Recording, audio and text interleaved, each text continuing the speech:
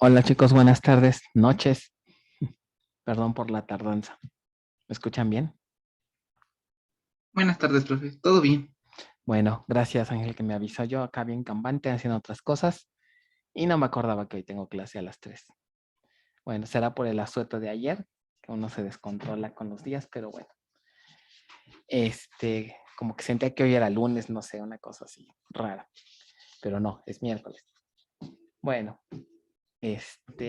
vamos a continuar, vamos a acabar el tema 6, que ya casi lo acabamos de lo que vimos la última sesión. ¿Sí se ve pantalla compartida? Creo que sí, ¿verdad? Sí, Muy bien. Entonces, lo último que estuvimos revisando fue esta lista de eh, comentarios que se pueden incluir en la cláusula commit comment, que es una manera que nos permite comprender más cómo trabaja el protocolo to face commit, ¿no? La idea de poner esta cadena, hora 2 PC crash test, hora 2 PC crash test, con un numerito al final donde n puede ser cualquiera de estos números, es para simular un error, ¿no? El manejador va a provocar deliberadamente un pequeño error para que nosotros podamos entender, ¿no?, cómo funciona este protocolo. La base ofrece esto porque es muy complicado que tratemos de replicar un error, ¿no? El protocolo to face commit, pues imagínense, comienza cuando lanzamos la instrucción commit y pues termina cuando todos los nodos, pues por lo menos se marcan como preparados. Entonces eso puede ocurrir en fracción de segundos, ¿no? En una situación normal. Entonces estar como que preparando un escenario para ver si falla un nodo o algo del estilo, pues es un tanto complicado de reproducir.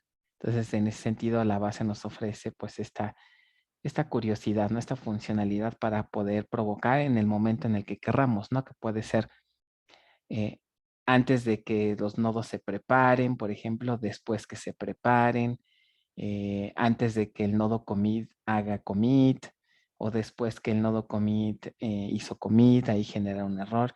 Dependiendo del punto donde se encuentre, pues es el resultado, ¿no? O sea, a nivel general, ¿en qué nos vamos a fijar? Básicamente, si no logramos que la fase de preparación se complete correctamente, siempre ahí la transacción distribuida va a terminar en un rollback, ¿no? Recuerden esa idea.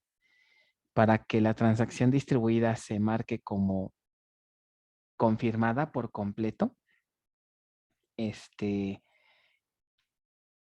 todos los nodos tienen que estar preparados, ¿no? Entonces, otra manera de entender esto es, una cosa es en sí la transacción distribuida, vamos a entenderla así, como algo global, la transacción distribuida. Y otra cosa, digamos, son las transacciones locales que se hacen en cada nodo. Si tenemos 3 nodos, entonces vamos a tener aquí 3 transacciones locales, ¿no? La transacción local 1, la transacción local 2, la transacción local 3. ¿Ok? Entonces puede ser que, por ejemplo, esta transacción esté marcada como commit, como confirmada, y puede ser que las otras tengan otro estatus, ¿no? Aquí, ¿qué va a pasar, digamos, para que la transacción se marque como commit, la transacción distribuida completa? Esta debe de estar, el mensaje de preparado debe estar ok, preparado debe estar ok, preparado debe estar ok. Cuando todos confirman al coordinado un ok, entonces el nodo commit, más bien, ya puede, el coordinador le dice al nodo commit, sabes que tú vas a ser el primerito en hacer commit, hace commit y la transacción se marca como este, confirmada. O sea, cuando todos los nodos están preparados, ¿vale? ¿Qué sucede en el ejemplo que vimos? Si una de estas confirmaciones no llega, puede decir que sí estuvo bien, pero a lo mejor la confirmación de preparación de este nodo no llegó. Como no llegó confirmación, algo pasó. Entonces, esta transacción se marca como rollback porque no sabemos qué pasó con uno de los nodos. Se deshace. Y entonces, ¿qué va a pasar? Esta transacción donde no hubo comunicación va a quedar en duda, en duda. ¿ok? O sea, las transacciones que quedan en duda no necesariamente es la distribuida va a terminar en rollback, pero las transacciones locales pueden quedar en duda, ¿vale? Entonces, digamos, son dos cosas separadas, ¿no? De repente en la clase pasada noté que había un poquito de confusión en cuanto a diferenciar una transacción local, cómo se comporta respecto a la distribuida, ¿ok? Bueno, entonces en el ejemplo 1 que vimos la vez pasada, por ejemplo, si proponemos un commit con el ID 6, el ID 6 implica, si revisamos la tablita, crash commit point site after commit. Como la falla se va a simular después que se hizo el commit en el nodo commit, como ya estamos en la última parte, no hay problema, ¿no? Ahí la transacción distribuida se puede marcar como confirmada, como ocurre aquí, ¿no? Este es el ejemplo 2, ¿no? Si en el ejemplo 1 pues no ocurrió ningún problema, ¿no? En el ejemplo 2 se marca en este punto, entonces fíjense aquí, el término commit bonsai se refiere al nodo commit, ¿no? Entonces, y cuando ejecutemos las instrucciones, por ejemplo, ejecutamos estas operaciones update que se lanzan en diferentes nodos y obtenemos esto, ¿no? Error nos dice, ¿no? La transacción, hubo un error, pero vean que a pesar de ese error, la transacción distribuida se marca como confirmada. Vean este numerito, este es, por así decirlo, el identificador de la transacción. Vamos a ver ahorita que esta nos hace referencia a la transacción distribuida. Y luego vean el error, nos dice que algunas bases remotas pueden tener transacciones en dudas. ¿Ok? En duda, perdón. ¿Ok? Y pues ya aquí nada más nos muestra el mensaje que se utilizó para simularlo, ¿no? Entonces se marca como confirmada porque el error ocurrió ya después de la etapa de preparación. En ese momento, si nosotros hacemos una consulta a esta vista del diccionario nos da el detalle de qué fue lo que ocurrió en cada uno de los nodos. Si ustedes observan aquí, en ese uno que fue donde inició la transacción, vean que aquí dice 2.7.113. Este es, digamos, el ID global de la transacción distribuida. Y vean que dice que está confirmada. ¿Ok? Pero ¿qué pasa si nos vamos al otro nodo? En donde nos dice que está preparada, lo cual es correcto, ¿no? Tiene estatus de prepare. Y si nos vamos al otro nodo, también tiene estatus de prepare. Y todas tienen prepare. ¿Qué fue lo que ocurrió aquí? Que todas estaban preparadas, pero algo pasó a la hora de comunicarse entre el nodo commit y el coordinador. Pero todo salió bien. Entonces, con base a estos estados, con base a si está en prepare y con base al estado de la transacción distribuida, podemos decidir. Aquí, ¿qué diríamos? Pues mira, todas están en prepare, ¿qué significa? Que podemos tranquilamente hacer commit porque todos están preparados. Entonces, ya después lo que tenemos que hacer es, así se quedó, esto está en duda porque, digamos, no se pudo completar todo el ciclo por una falla de red tal vez. Entonces aquí es donde podemos entrar nosotros y manualmente decir, ok, haz commit porque ya validé que en todos los nodos está bien todo, entonces podemos hacer commit. Ok. Otra cosa que les quería comentar es, vean, cada transacción tiene su ID. Vean que, por ejemplo, en el caso de los locales tiene un ID distinto. Y hay otra columna que se llama Global Tran ID. Global Tran ID hace referencia al ID de la transacción distribuida. Ustedes observan, el ID es el mismo, en especial en estos tres nodos, ¿no? Nótese que aquí tiene el Local Tran ID es igual al Global Tran ID en esta parte, 271113. ¿Se fijan? Que es igual aquí. Aquí nos podemos dar cuenta que la transacción que se ejecuta en este nodo, ¿ok? Corresponde al mismo nodo donde se está el coordinador, o sea, donde se lanza la transacción distribuida, ¿no? Y acá abajo observen que los IDs son distintos, entonces aquí nos damos cuenta que estas son transacciones locales y esta es la transacción distribuida a la que pertenece. ¿vale? Entonces, básicamente para eso nos sirve esta vista. Entonces, en este ejemplo, así se quedaría. Nada más que por aquí debe haber una instrucción que nos deshabilite, creo que viene más abajo. No, aquí está, miren. Que nos deshabilite, ¿se acuerdan del proceso RECO que comentamos? Alter System Disable Distributed Recovery. Con esta instrucción hacemos que RECO no haga su trabajo. Entonces, ¿por qué lo deshabilitamos manualmente? Justamente para poder visualizar estas vistas, porque ¿qué va a ocurrir? Si dejamos a RECO que funcione, RECO va a detectar que hubo un error y de inmediato va a intentar componerlo. Como es un error simulado, pues muy fácilmente se va a resolver. RECO solamente va a intentar recuperar volver a invocar la petición para que el nodo commit y el coordinador se conecten. Va a ser exitosa, obviamente, porque pues este error fue simulado y ahí ya termina todo. Entonces ya nosotros no tendremos chance de revisar a detalle y de corregir manualmente. Entonces por eso deshabilitamos RECO temporalmente, ¿no? Bueno, entonces ahora vamos a suponer que RECO está deshabilitado, entonces las consultas nos quedan así. Aquí hay un concepto importante. Mientras los nodos estén en prepare, en status prepare, su transacción local, los datos que involucran un cambio en la transacción, ¿ok? Van a quedar bloqueados. A tal grado, por ejemplo, que si intentamos hacer una consulta en la tabla prod, que fue de donde salió esta transacción, estamos haciendo cambios a la tabla prod, vean el error que me genera el manejador. Nos dice log held by endowed distributed transaction. Y nos pone el ID de la transacción local, que es 1275, que sería justamente esta de aquí. O sea, estamos intentando consultar los datos y ni siquiera los puedo leer, vean. O sea, los datos están bloqueados. Entonces, aquí es la importancia si por alguna razón RECO no puede recuperar la transacción, ¿no?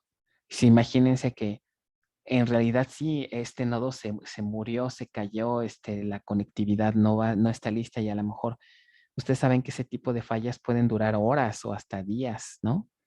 Que en lo que se restablece alguna comunicación.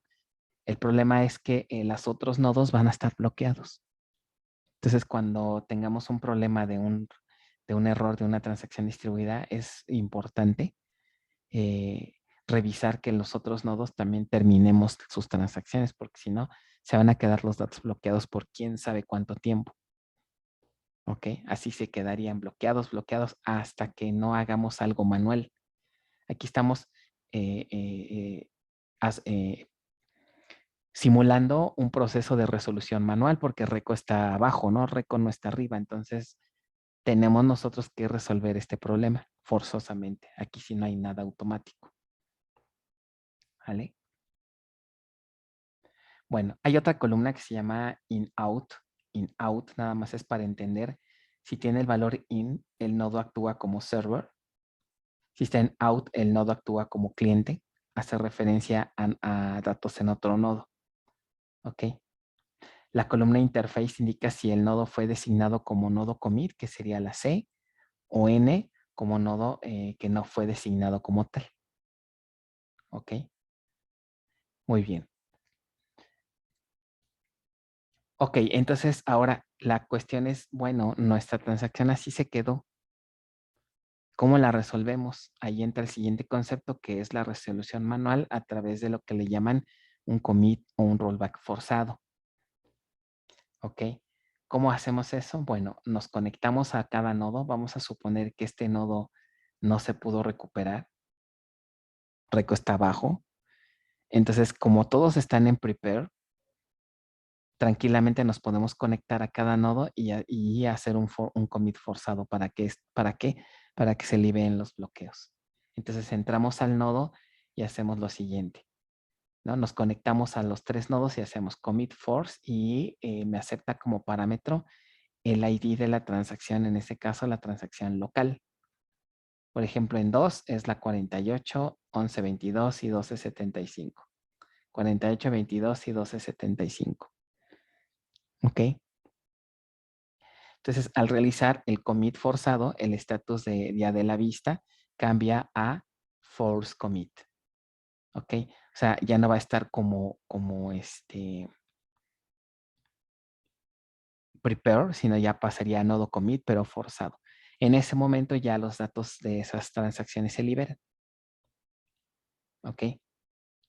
Bueno, por último, hay veces, no siempre, pero hay veces que tenemos que hacer una limpieza de datos. Como todo fue manual, los registros que estén en el diccionario asociados con las transacciones pendientes se tienen que eliminar. Para eso podemos invocar estos procedimientos.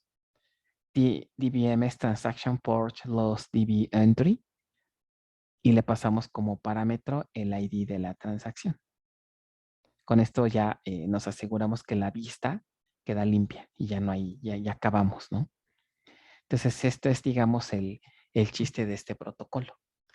La mayoría de las veces se hace automático todo con la ayuda de este proceso record, pero no podemos estar exentos a que haya, por ejemplo, una falla en un nodo, ¿no? Simplemente un nodo se cae y puede que la falla dure horas, ¿no? El gran problema es que vamos a tener por acá datos bloqueados en otros nodos. Entonces, lo que tenemos que hacer es, paso número 1, decidir qué hacer con las transacciones que están aquí en duda. ¿Ok? Alguna puede estar en prepare, alguna puede estar en prepare. ¿Qué tal si esta no está en prepare? Si no alcanzó a prepararse, entonces lo más adecuado es que hubiéramos hecho un ¿qué? Un rollback force. ¿Por qué? Porque si no, imagínense, si hacemos, aquí hay que tener mucho cuidado porque podemos decidir hacer commit y la base no me va a decir nada, ¿no? Porque es manual. Tú estás decidiendo hacer commit, entonces es tu responsabilidad, ¿no?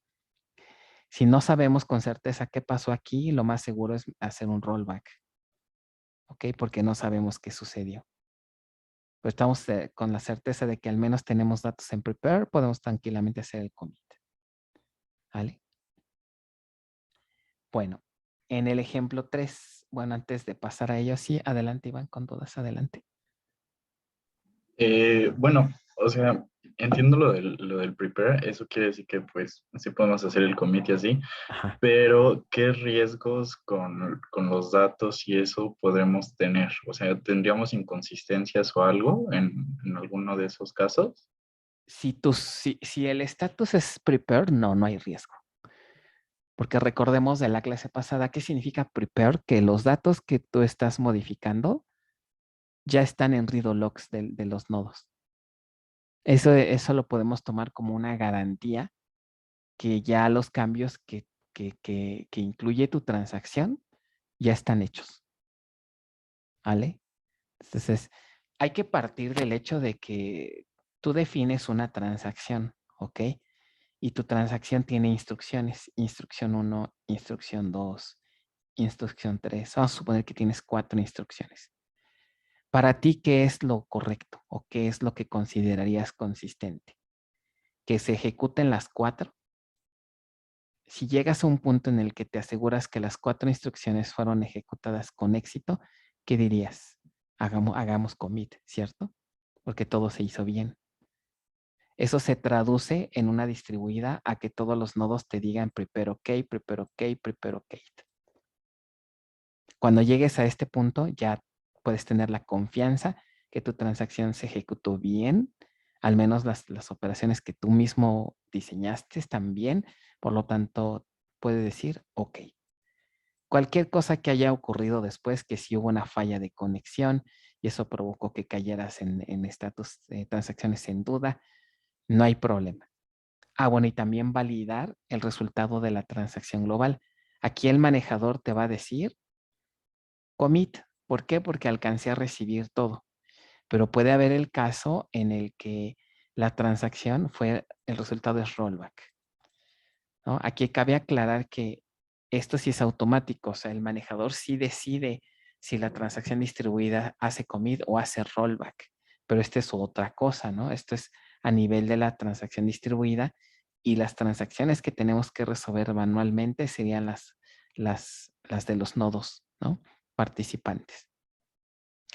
Inclusive pudiera ser el caso, sería un poco raro, pero sí pudieras tener el caso de que a pesar de que esta transacción haga rollback, tú tienes la libertad aquí de hacer un commit forzado. Nada más que tienes que estar consciente de lo que estás haciendo. Si para ti es válido hacer un commit forzado a pesar de que hizo rollback aquí, puedes a lo mejor pensar, bueno, falló la transacción, pero si esto se hizo bien, lo voy a hacer commit. Y ya después haces otras cosas, ¿no? Pero entonces, como es manual, tú decides qué hacer. No sé si eso resolvió la duda. Sí, profe, porque, ¿Sí? bueno, tenía como dudas de qué errores podría marcar, pero eso de la conexión como que ya me dejó más claro todo. Sí, en la mayoría de los casos, cuando hay un error después de prepare, casi siempre es por una cuestión de conectividad, como timeouts, como casi siempre es un error asociado a cuestiones de red, ¿no? Ok. Bueno, entonces en el ejemplo 3, si no hay alguna otra pregunta, ahora vamos a hacer esto. Nuevamente tres operaciones update, pero ahora con el número 5. Si recordamos la tablita, el número 5 nos dice que va a generar un error crash commit point site before commit. Si crash commit point site before commit. ¿Qué entenderíamos por esto? Que todo se ejecutó bien, pero justamente antes de que el nodo commit hiciera commit, se provoca la falla. En el ejemplo 3.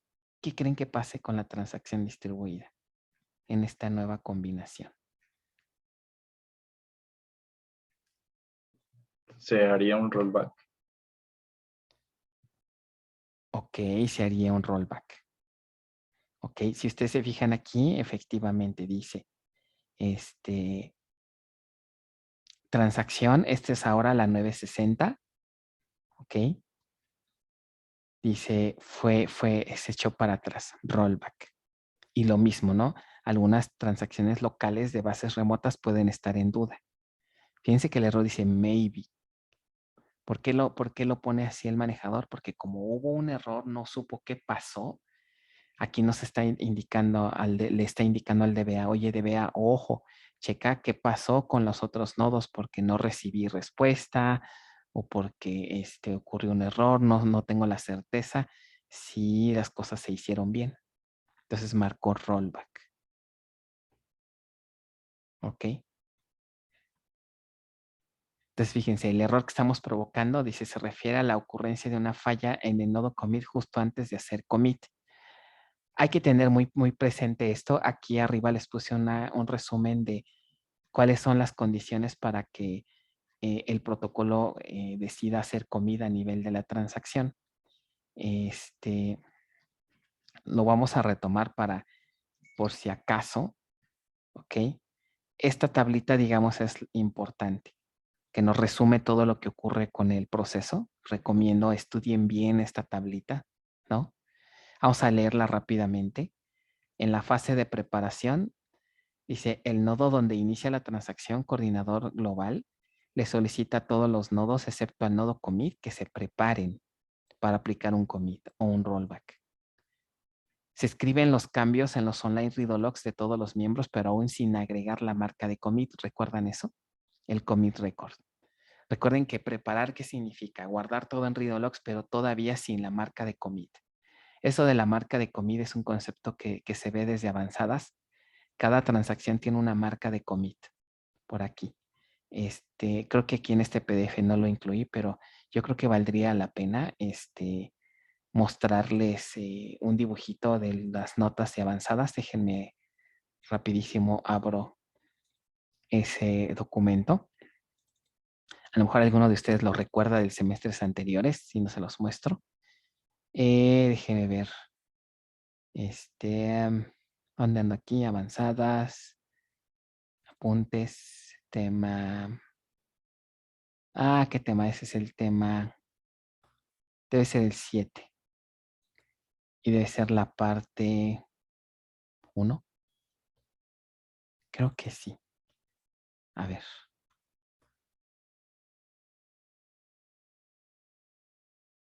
A decir, aquí está, miren. Aquí está, sí. Cuando una transacción se ejecuta y hacemos commit, recuerden que el read lock tiene todos los vectores de cambio. Todos los cambios que se requieren para hacer una reconstrucción de la transacción en caso que se requiera. Ok, cuando adicional, todo esto que está, digamos, en verde, sería lo que abarca la transacción. A cada transacción se le asigna un numerito, que es como, significa System Change Number. Podríamos verlo como un ID de cambio, ¿no? Todos los cambios que le aplicamos a una base se van asignando a un cambio. El cambio 1, el cambio 2, el cambio 3, el cambio 4. Como si fueran boletos, ¿no? Y cada boleto es una petición de cambio. Entonces, el SSN tiene aquí un numerito para identificar de forma única a todas las transacciones. Para el manejador, digamos, percatarse si esa transacción fue confirmada o no, pues se agrega una marca que se le llama el commit record. Este commit record en una base distribuida nos lo saltamos a la hora que enviamos la petición de preparación. ¿Ok? Entonces, esa marquita, ¿hasta en qué momento se va a incorporar? En la segunda fase, en la fase de commit. ¿Ok? Cualquier cosa que no se entienda aquí, deténganme porque esto es como que el resumen de todo, ¿no? Ya para terminar este tema. En ese momento, bueno, se les da el orden que se preparan, se guardan los cambios y se establecen bloqueos. Estos datos nadie los va a poder ver porque hasta que hasta que la fase de comida acabe. Ahí se bloquean las tablas, inclusive para lecturas. Después, ya pasó eso, el nodo responde al coordinador y le dice, coordinador, estoy preparado. Y se compromete a realizar el commit o rollback cuando sea necesario. Que en realidad, ¿qué significa hacer el commit en cada nodo? Únicamente agregar esta marca de commit. Es lo único que le falta. Porque todo ya está persistido en read logs. Y bueno, ya en sentido estricto también el SSN. El SSN, estos dos puntos, quedan pendientes en la etapa de preparación. Pero lo que más nos importa, los cambios ya están persistidos, ¿no? Luego viene el siguiente punto. Entonces, esta promesa consiste en que si llega a ocurrir una falla en el nodo, podría ser un recovery para regresar al estado de preparación. O sea, si llegara a ocurrir un problema con los otros nodos, tranquilamente podríamos decirle a este nodo, ¿qué crees? Hubo un problema, entonces quiero que eches para atrás todo.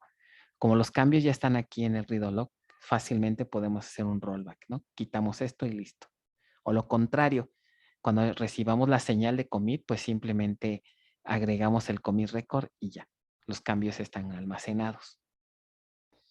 El bloqueo sobre las tablas termina al terminar las dos fases, ¿no? Si alguna transacción intenta leer o escribir sobre los mismos datos posterior al inicio de esta fase, la transacción se va a bloquear, como ya lo vimos hace rato. ¿Ok?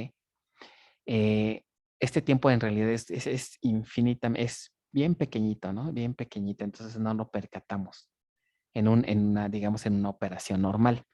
¿Ok? A menos de que ocurra una falla, como también vimos. Tipos de respuesta entonces que se puede tener en esta fase de preparación. Preparado, el nodo se preparó exitosamente.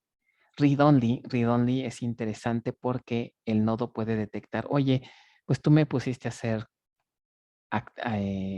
instrucciones, ¿no? Como aquí en esta transacción, pero resulta que todas las operaciones fueron puras lecturas o que por alguna razón no se produjo ningún cambio, entonces el nodo le indica read only. Esto es importante porque el coordinador, si recibió una respuesta, pues están de acuerdo que no hay problema con ese nodo, no cambió nada. Entonces no hay problema de inconsistencia. Entonces, inclusive no le importaría tal vez si se preparó o no, porque al final no hizo cambios. Entonces no pasa nada, ¿no? Podría ser commit sin ningún problema porque este nodo no hizo cambios, ¿no?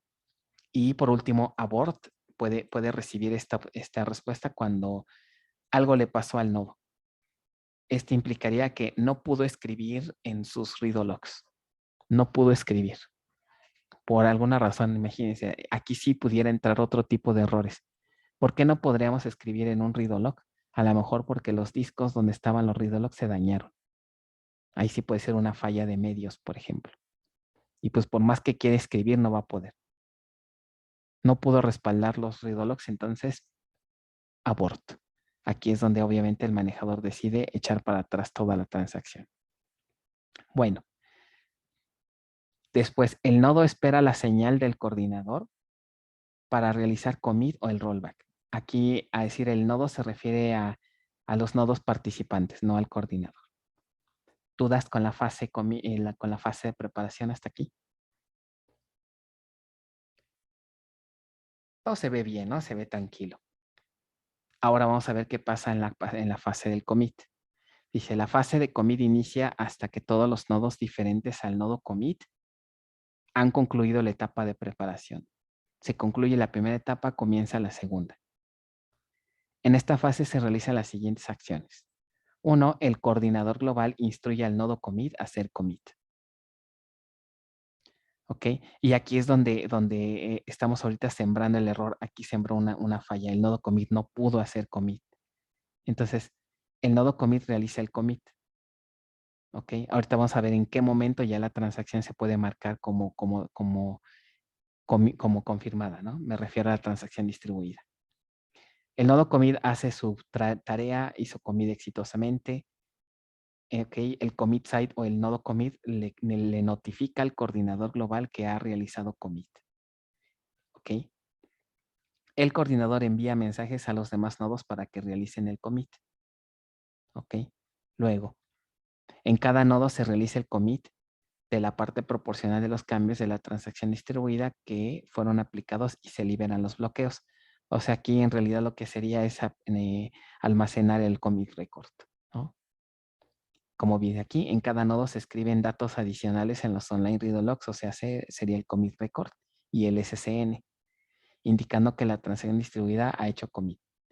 O sea, ¿qué SCN es el que se va a almacenar aquí? Todos los nodos generan SCNs, ¿no? De los cambios que generan. La convención que se tiene SCN es que se va a guardar uno solo en los read logs de la transacción distribuida. Eso nos permite relacionar qué cambios pertenecieron a la misma transacción distribuida. ¿Cuál de los tres se pone? Se pone el que tenga el valor más alto. ¿Ok? Entonces, ese numerito obviamente se conoce hasta que todos los nodos se prepararon y hasta que el coordinador le indica a cada nodo, hagan commit. ¿Ok? Luego, los nodos le comunican al coordinador global que han hecho commit. Al terminar esta fase de preparación se considera como concluida y el estado consistente de la base de datos se conserva. ¿Ok? Muy bien, entonces básicamente ese es el resumen, ¿vale? En cuanto a los pasos que implica este protocolo.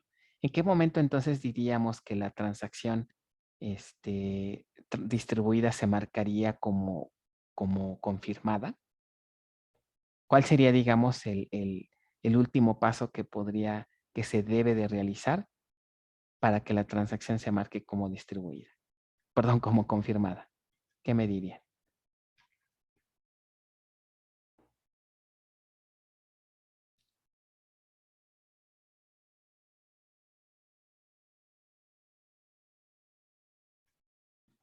Cuando el nodo commit notifica que ya hizo commit. Ajá, muy bien. Entonces, es correcto. El nodo commit es el primero en hacer commit, los demás lo siguen. ¿Ok? Muy bien. Entonces, básicamente, ese es el punto que deben de acordarse, ¿no? Todos los nodos están, bueno, obviamente ya tuvieron que haber estado preparados, ¿no? Porque si los nodos no están preparados, el coordinador no le va a enviar la señal al nodo commit para que haga lo propio. Y por lo tanto, la transacción se va a echar para atrás. ¿Ok? Entonces, si una transacción se distribuida, este es el punto importante, ¿no? Se considera confirmada cuando todos los nodos que no son nodo commit están en estado de preparación y la transacción ha hecho commit en el nodo commit, ¿vale? Este es, digamos, el punto que no se les debe de olvidar. ¿Ok? Bueno, si no llegamos hasta este punto, el manejador en automático va a marcar a la transacción distribuida como rollback, ¿no? En el ejemplo 3, como vimos entonces, se lanza un rollback. ¿Por qué? Porque en donde cayó el error, si recordamos otra vez, ¿cuál fue? ¿El 6? No, el 5, ¿verdad? A ver, déjenme ver si no, para no estar adivinando. 1, 2, estamos ya en el ejemplo 3. Ajá, el 5. El 5 sería que hubo un error justamente antes de hacer commit, antes de que el nodo commit hiciera commit. No pudo. Entonces, no alcanzamos a llegar hasta el commit. La transacción se marca como rollback. Entonces, fíjense qué es lo que obtenemos aquí. Dos de los nodos que no fueron los nodo commit están como prepare. Ellos sí pudieron, pero el nodo commit no pudo. Se quedó en estatus de collecting. No pudo hacer el commit. Aquí, ¿qué pasaría ya en una situación real? Algo pasó y no tenemos la certeza de que los cambios estén en read logs porque no tiene prepare.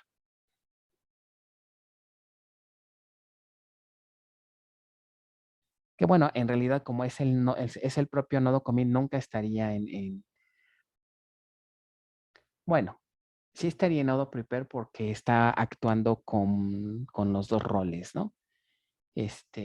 Hay una parte en las notas que podría causarles confusión que dijeran, el nodo commit nunca va a estar como en estatus de preparado.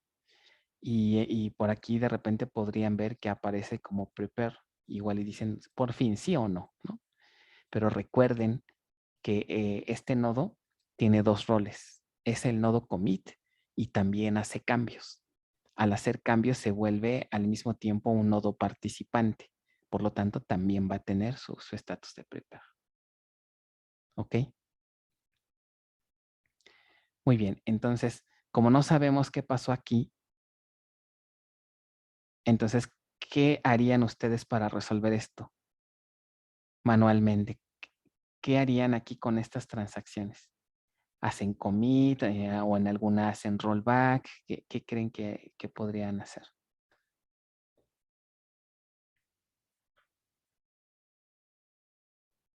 Pues si las otras transacciones, bueno, los otros nodos ya están en prepare, Ujú, eso quiere decir que pues, todo está en read log y está bien, y ujú. podríamos forzar el commit. Ok, ¿alguien opina algo distinto? ¿O todos Pero están? el Sí, nodo adelante. commit no ha hecho commit, ¿no? Todavía. Ujú, ujú. Ahí sería mi duda de por qué el nodo como maestro, por decirlo de alguna manera, no ha hecho commit. Exacto. Entonces no es tan trivial, ¿eh? Porque no tenemos la certeza de qué pasó en ese 2. Ok.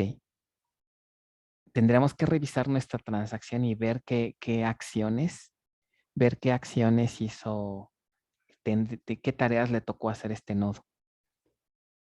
Por ejemplo, si nos vamos aquí, vamos a suponer, de hecho aquí se ve, miren, a ese 2 le tocó hacer estas instrucciones, pero se quedó en collecting. Entonces no sabemos si este update se hizo o no.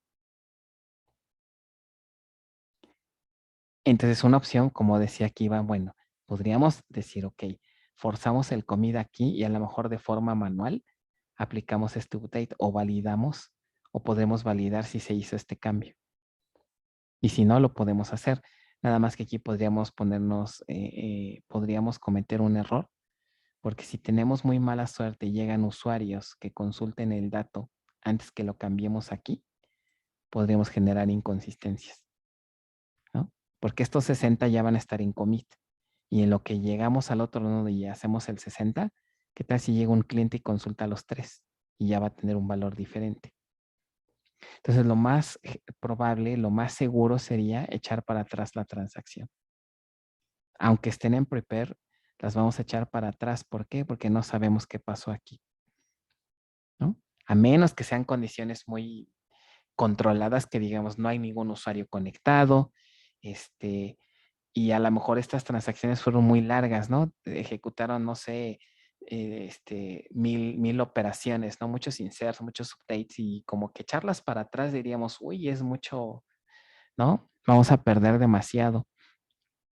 Entonces, pudiera darse el caso. Si está todo bien controlado, pues sí pudiéramos hacer commit, pero también considerar que en qué quedó esto, ¿no? ¿Vale? Pero lo más seguro es echar para atrás todo. Casi siempre, como acabe esta transacción, es como deberían también terminar las demás. ¿Vale? Bueno, repito, observen los IDs. Aquí el 960 hace referencia a la global, a la transacción global, la cual corresponde con la local del nodo S2, ¿no? Y aquí cada uno tiene sus IDs distintos y hace referencia a esta global, ¿no? Se fijan al 1260, que sería la transacción distribuida. ¿Vale? Bueno, solución propuesta, entonces diríamos, vamos a hacer rollback en ambas, empleando los IDs, y luego hacemos la limpieza. Ok. Y listo. Bueno, con esto terminaríamos el tema de transaccionalidad.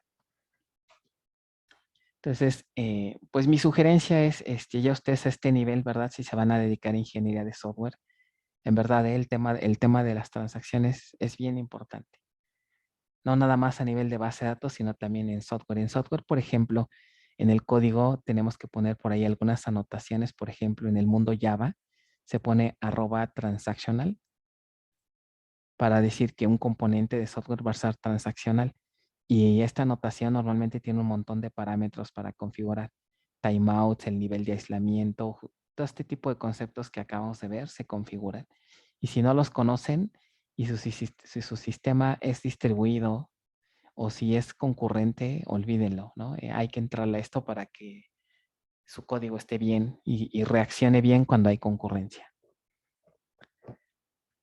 ¿Dudas, comentarios, preguntas? Bueno, vamos entonces a cambiar ya de tema. Ya acabamos el tema 7. Vamos a empezar con el último tema del curso, que sería el tema número... No, más bien, ya acabamos con el tema 6, perdón. Vamos a empezar con el tema 7. Este es un tema bien interesante también, ¿ok? Se usa mucho en la práctica. Replicación y particionamiento, ¿ok? Replicación y particionamiento.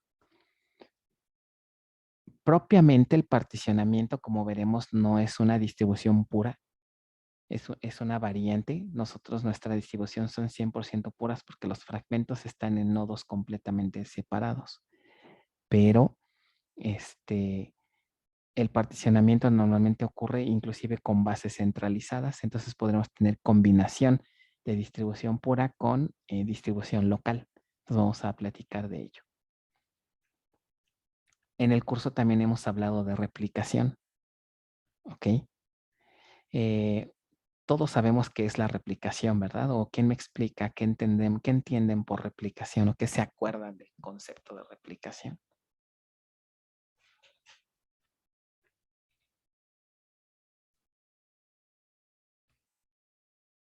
¿Qué es en sí la replicación?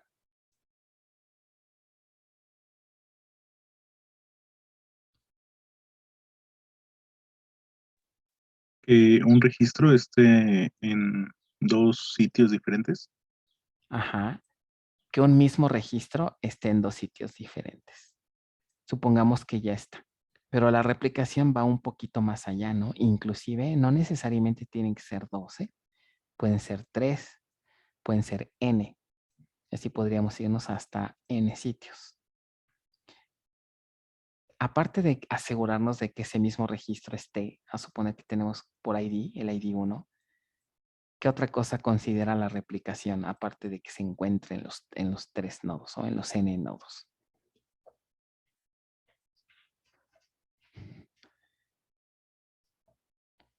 O sea, a nivel general, la replicación lo vamos a entender como el mecanismo que me permite mantener sincronizados todo lo que le ocurre a un registro. Si inserto un registro aquí, ¿qué debo de hacer acá? Insertar, insertar. Si hago un update aquí, debo de hacer ¿qué? Update aquí, update acá. Si hago un delete aquí, debo hacer ¿qué? Delete aquí, delete acá.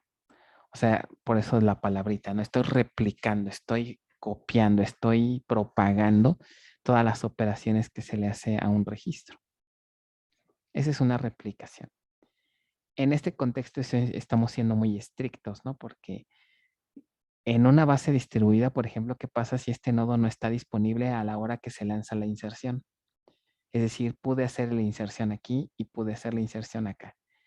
¿Qué creen que va a ocurrir si por alguna razón no puedo hacer el insert aquí? ¿Qué haría?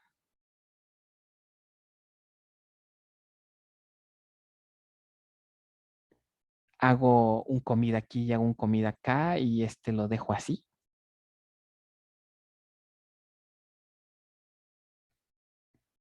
O deshago todos los cambios. Como no pude insertar en el último, entonces esto ya no pude y por lo tanto le digo al usuario, no pude hacer el insert replicado. Ok, entonces eso nos hace caer en que tenemos dos estrategias dos estrategias principales para hacer replicación. Estas estrategias se les llama replicación síncrona y replicación asíncrona. ¿Ok? Que por aquí un poquito más abajo me parece que vienen los términos. ¿Ok? Aquí están.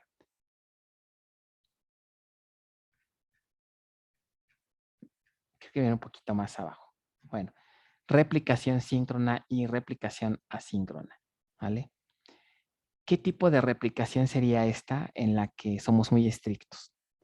Que si algo falla, si alguna de las copias no se hace bien, echo para atrás todo. Esa sería una replicación de tipo síncrona. ¿Ok? O hago bien todo en todos los nodos, todas las copias deben de estar bien al mismo tiempo de manera totalmente síncrona. Si algo falla, todo falla. ¿Ok? Ese es un estilo. El otro estilo es asíncrona. Asíncrona, ¿cuál sería? Que voy a ser un poquito tolerable. Es decir, puedo tener políticas en cuanto a decir, bueno, con que se haga una copia, puedo decir que está bien, ¿no? No voy a generar error porque por lo menos tengo un respaldo. Que hubo una falla en el tercer nodo, bueno, está bien, vamos a dejar así, pero lo que podemos hacer es que en cuanto este nodo se recupere, le vamos a aplicar el cambio. ¿Ok? O sea, vamos a ser tolerantes. Va a depender de cada base de datos. Hay bases que no pueden darse el lujo de tener un nodo sin sincronizar, porque eso me puede generar inconsistencias graves. Pero puede haber otros casos en donde, bueno, no pasa nada si de repente este nodo se inicia y pasa un poquito de tiempo antes de aplicarle el cambio. O sea, en ese periodo de tiempo el nodo va a estar digamos, en estricto sentido, inconsistente. Y aquí es donde entra uno de los teoremas. No sé si van a hablar de un teorema que le llama el teorema de Kapp, que habla mucho de bases distribuidas. Y aquí básicamente aplicaría un poquito la parte de, pues no se puede tener todo en la vida, ¿no? ¿Qué quieres? ¿Una sincronización síncrona que sea libre de inconsistencias? Se puede, pero que estaríamos sacrificando si lo hacemos síncrono 100%. ¿Cuál creen que sería la desventaja de hacerlo síncrono? O bueno, si quieren empezamos por algo más fácil. ¿Cuál es la ventaja de una replicación síncrona?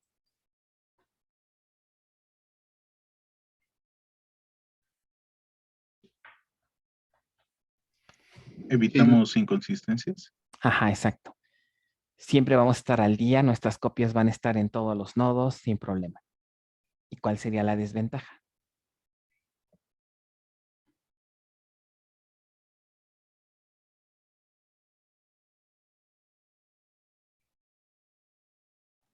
La tolerancia a fallos. Ajá, estamos siendo cero tolerantes, ¿no? Si un nodo más bien se llega a salir de línea, si por algún ratito el nodo se cae o no hay red, y ahí en ese momento lanzamos una transacción, ¿qué va a pasar con esa transacción? Se va a echar para atrás. Uno de tus nodos no está disponible. Entonces, no estamos siendo nada tolerantes a fallas. Y ustedes saben que hoy en día los sistemas distribuidos deben de ser tolerantes a fallas. Porque entonces, ¿cuál es el chiste de tener múltiples nodos?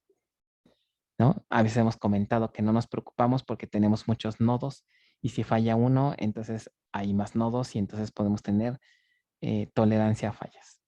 Pero en esta replicación hay cero tolerancia y eso puede ser una desventaja. ¿Por qué? Porque la dependencia, ¿qué tal si este nodo de plano, la interfaz, el canal de comunicación, no sé, se dañó con las lluvias, ocurrió un desastre natural y las comunicaciones hasta este nodo están cero? ¿Cuánto tiempo creen que puede pasar aquí? Y por lo tanto, entonces, mientras no arreglen este problema, no voy a poder hacer inserciones en ninguna de las tablas, porque estamos siendo muy estrictos. Entonces, eso a veces no es tan bueno.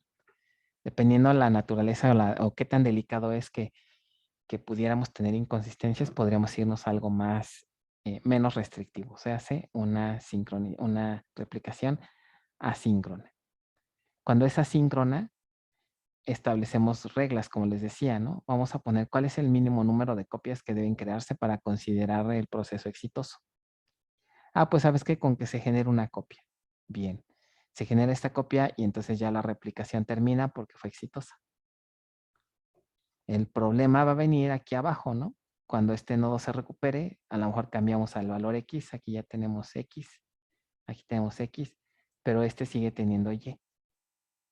Cuando se recupere este nodo, vamos a tener que aplicarle ahí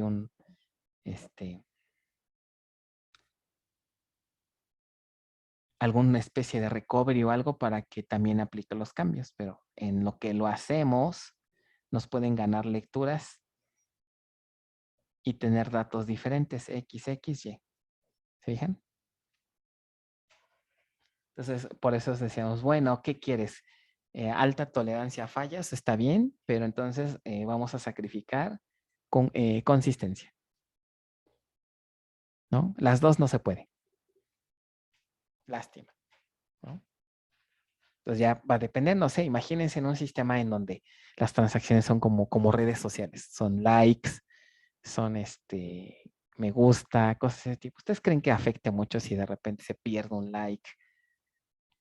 O si alguien lee erróneamente que un usuario tenía 15 likes y después en realidad por una cuestión de concurrencia no eran 15, eran 16. Digo, hay gente que sí, hasta se quiere suicidar, ¿no? Cuando no le ponen like a sus publicaciones, ¿no? Se siente aislado, se siente triste, se siente que nadie lo quiere, de plano todo, ¿no? Pero bueno, esa ya es otra cosa. Ok. Entonces, ¿se entiende la diferencia entre una replicación síncrona y asíncrona?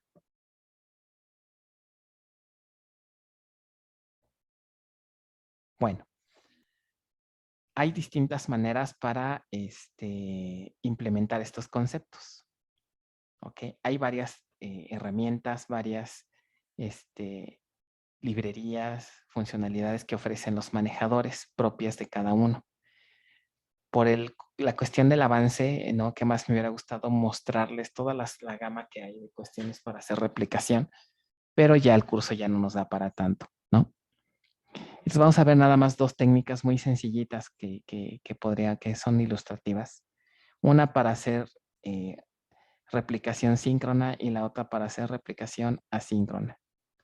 Vamos a empezar, me voy a saltar ahorita con la asíncrona. Voy a empezar por la síncrona, ¿ok? En el caso de una replicación síncrona, una de las técnicas más sencillas es utilizar un trigger, ¿ok?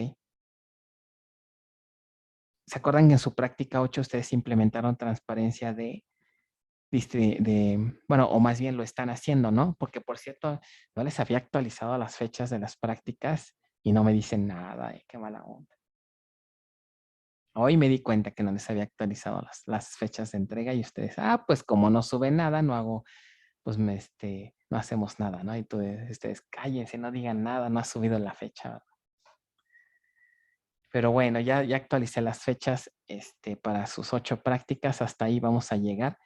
Y por ahí vamos a hacer uno que otro ejercicio de este PDF que lo voy a contemplar. Veremos en su momento si lo contemplamos como ejercicio o como práctica. y con eso ya cerramos curso. O sea, prácticas formales hasta la 8 y vamos a dejar algunos ejercicios muy sencillitos y con eso ya terminamos el curso, ¿no? Entonces, el trigger, vean la estructura. ¿Por qué un trigger me permite hacer replicación síncrona? Porque, por ejemplo, puedo cachar, ¿se acuerdan de los triggers de tipo instead of? Bueno, no sé si ya alguien empezó a verlos en su práctica última. Deben un segundito.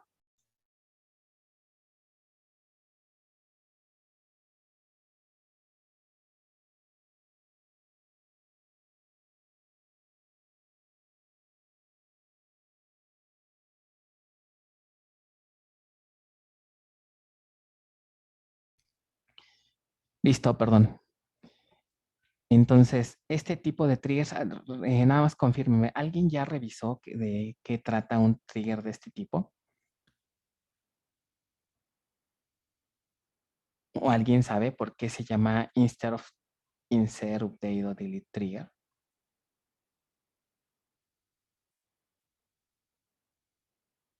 ¿Nadie? Me parece que era verificando antes o después, ¿no? De hacer un insert, un update o algo así. No. ¿No? Porque puedes tener triggers que sean instead of o que sean triggers que no son instead of y tener tanto before o after. Ok, rápido los explico. ¿Cómo se ve que no anoche la práctica última, verdad? Bueno, échenle ganas porque también alguien ya empezó a ver lo de su proyecto. Hasta el día de hoy no he recibido ninguna petición para revisar su esquema de fragmentación. Acuérdense que ya en clases pasadas ya les liberé el proyecto final. Ya están los documentos en Drive, ya desde no sé qué hace cuándo se los liberé. Y hasta ahorita nadie ha enviado tenemos que revisar su modelo porque si se avientan a implementarlo sin que yo les haga una revisión, si hay errores, se van a trazar. Y hay validador de proyecto final. El proyecto final trae validador. Ok, entonces no se confíen. ¿Vale? Tienen que hacer una base distribuida de 4 nodos. Ok, y tienen que crear sus 4 PDBs cada quien. Como estamos en línea, forzosamente tienen que crear cada uno de los integrantes sus 4 PDBs. Entonces, abusados con el proyecto, recuerden que es requisito indispensable para aprobar. Bueno, ok, entonces, ¿qué es un trigger de tipo instead of? En Bases 1 nosotros aprendimos que un trigger, antes de empezar con los instead of, tengo aquí un usuario que lanza un insert. Si la tabla tiene asociado un trigger asociado con la sentencia insert, ¿qué va a pasar? Este trigger, al momento de que ejecutamos la inserción, va a ser interceptado esta instrucción por este trigger. En lugar de irse directo a la tabla, antes de llegar a la tabla, nos venimos para acá. El trigger intercepta esta llamada, ¿ok? El trigger hace algo aquí, hacemos algo y después la ejecución continúa. En una base de datos, más bien en un trigger que no es de tipo instead of, siempre vamos a terminar insertando el registro. La única posibilidad para evitar que se haga esta instrucción es que aquí el trigger lance una excepción. Si el trigger lanza una excepción, entonces esta inserción ya nunca se va a hacer. Por eso a veces los triggers sirven para hacer validaciones, para hacer auditorías, ¿no? Antes de permitir la inserción de los datos en la tabla, el trigger va a validar ciertas cosas, ¿no? Si se cumplen, el insert se deja. Si no se cumplen, se lanza una excepción y con eso ya el insert no se hace, ¿no? Es uno de los usos clásicos de un trigger. ¿Ok? ¿Qué va a pasar con un trigger de tipo instead of? ¿Ok? Nuevamente vamos a tener un usuario que hace un insert hacia una tabla, entonces insert. ¿Ok? Se hace el insert, entonces se cacha el trigger que cacha nuevamente, pero fíjense aquí, ya no va a haber regreso hacia la tabla de manera automática. No necesitamos lanzar excepción para decidir si la inserción se va hacia la tabla o no. Nosotros manualmente aquí necesitamos decir si hacemos el insert o no. Si decidimos no hacerlo, este insert jamás va a verse reflejado en la tabla. O sea, el manejador ya no lo hace en automático. Por eso se llama instead of, o sea, en lugar de hacer el insert, vas a ejecutar el trigger. Y solamente el trigger va a ser el que decida si el insert se va a reflejar o no en la tabla. Y no necesito lanzar una excepción para evitarlo. Por eso es que este tipo de triggers se utilizan mucho en distribuidas. ¿Por qué? Porque ustedes, por ejemplo, tienen vistas. La vista del diccionario, perdón. La vista que implementa transparencia de distribución, pero para operaciones select, ¿se acordarán de eso en prácticas previas? A esta vista le vamos a asociar un trigger de tipo instead of. ¿Ok? ¿Por qué? En primer lugar, porque no puedo insertar datos a una vista, ¿no? ¿Qué pasa, por ejemplo, cuando el usuario lanza esto? Insert into cliente, asumiendo que cliente es una vista. ¿Por qué? Porque la tabla está fragmentada. Entonces, ustedes no pueden hacer un insert directo a una vista, ¿no? A una vista de solo de lectura, pues no podemos hacer una inserción. Aquí nos marcaría un error, ¿no? Porque me dirías, pues quieres hacer una inserción a una vista. Ah, pero ¿qué crees? Vamos a interceptar esta inserción empleando un trigger de tipo instead of. Entonces, ahí sí me deja, porque como el trigger va a cachar el evento, ya no hay problemas de que intentemos insertar en la vista. Entonces, ¿qué es lo que va a hacer? En lugar de intentar insertar en la vista, ¿qué creen que va a hacer el trigger? Cuando quieran insertar un nuevo registro al cliente. ¿Cuál creen que va a ser la tarea de este trigger?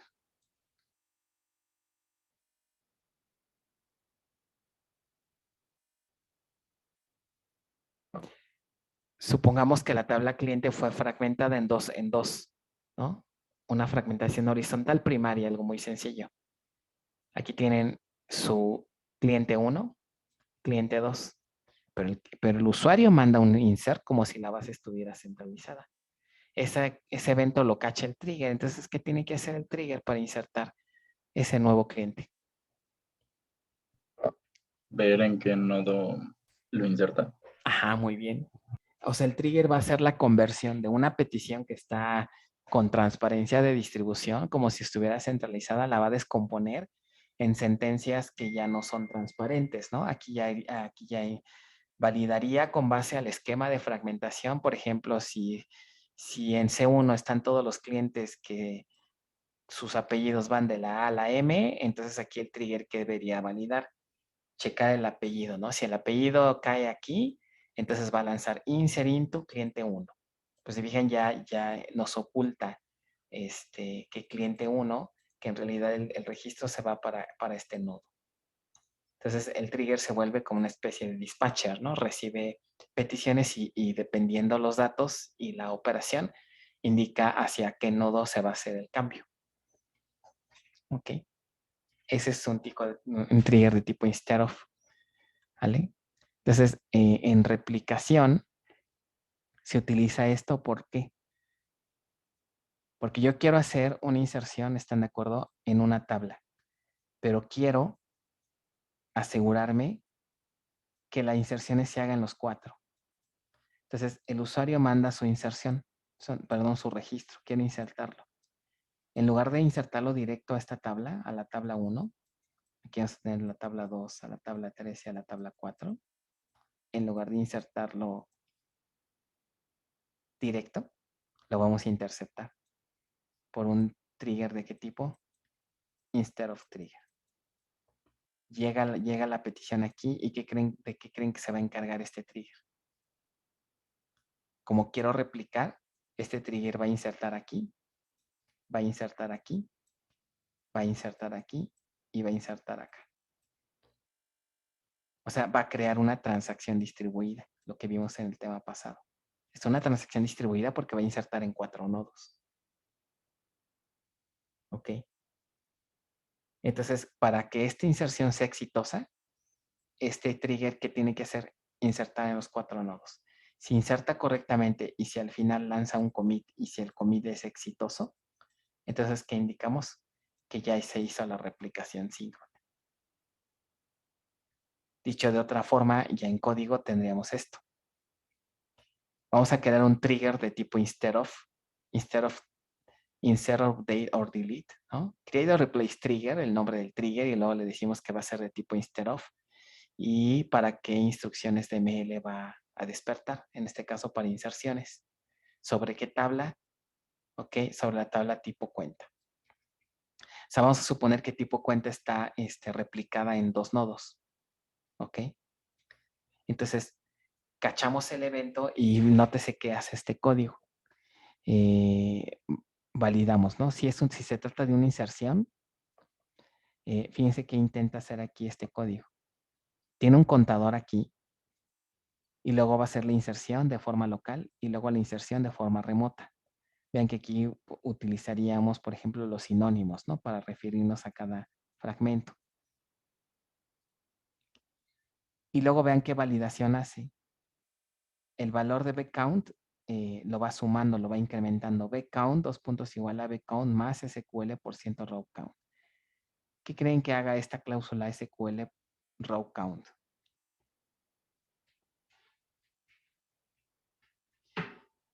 SQL por ciento row count me indica cuántos registros se afectaron por la instrucción anterior. ¿Cuántos registros esperaríamos que se afectaran con una sentencia insert? ¿Quién me dice? 1. 1, ¿no? 1 solo. Entonces, y después viene en la siguiente réplica y hacemos lo mismo. Insertamos en la otra réplica y volvemos a validar, volvemos a contar. ¿Cuánto debería de valer count después de haber hecho este trabajo?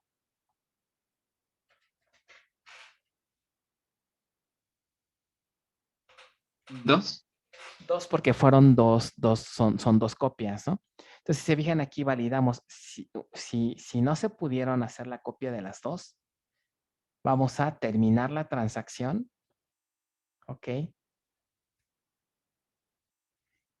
O en realidad, no necesariamente terminarla, sino más bien lanzar el error. No pude hacer la inserción en alguno de los nodos, entonces cacho el error y lanzo excepción. ¿Ok? Y ya, si todo va bien y no hay problema, si se hicieron las copias como se debe, pues simplemente continúo con el flujo y ya no pasa nada. ¿Ok?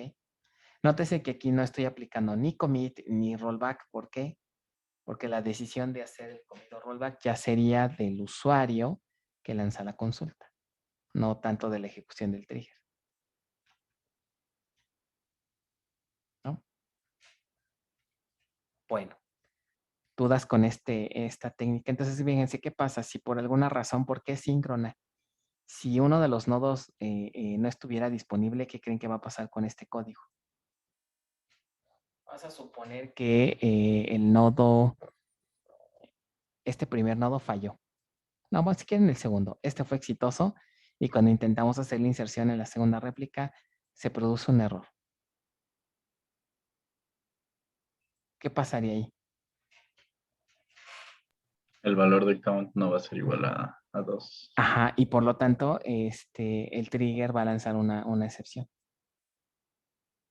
Ahora imagínense que ya recibimos la excepción de que no se pudo hacer ese insert. ¿Y cuál sería el siguiente paso? Algo falló con nuestra inserción. Entonces, ¿qué debería de ser el usuario? Rollback. Tiene que ser rollback porque la replicación no se pudo hacer. Ahí es donde les digo que es muy estricta. O se hace bien todo o no se hace nada. Entonces, rollback. Entonces, imagínense, no hacer el rollback de todo. ¿No? Ahora, por lo contrario, si todo sale bien, si las inserciones se hacen bien, este procedimiento termina. Entonces, ustedes del lado donde invoquemos la inserción, si vemos que todo se hizo bien, pues simplemente hacemos commit y ya tenemos la copia en cada nodo. Entonces así se vería un trigger para hacer replicación. Y nótese, en este ejemplo estoy haciendo replicación tanto para insert como para delete, ¿ok? Como para update. Para los tres podemos tener replicación. Bueno. Dudas con ¿qué desventaja tendría este? Ya vimos hace rato, ¿no? La dependencia de los nodos. Si un nodo se cae o deja de operar, ya de plano no vamos a poder hacer gran cosa, ¿no? Muy bien. La otra técnica es algo más flexible, ¿ok? Es decir, una replicación de tipo asíncrona. Hay varias técnicas, la que vamos a ver una técnica sencilla que se le llama replicación a través de vistas materializadas. Ajá. ¿Alguien ha oído hablar de este objeto? Vistas materializadas.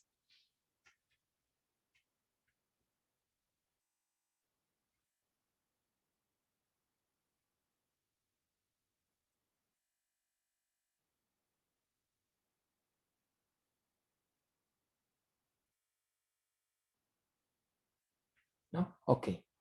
Bueno, ¿qué es una vista materializada? Vamos a platicar un poquito de ellas.